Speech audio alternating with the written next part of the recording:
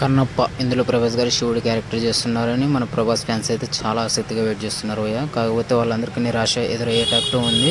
కాకపోతే ఇందులో ఏ క్యారెక్టర్ చేస్తున్నది అయితే ఇప్పటి వరకు క్లారిటీ లేదు. అక్షయ్ కుమార్ గారితో శివుడి క్యారెక్టర్ అయితే చేస్తున్నాడు. కాకపోతే ఆ శివుడు మనిషి రూపంలో వచ్చినప్పుడు ప్రభాస్గా మారుతాడా ఏంది అనేది అయితే మనం మూవీ వచ్చేదాకా వెయిట్ చేయాల్సిందే. ఇలాంటి మోర్ కంటెంట్ కోసం please like, share and subscribe.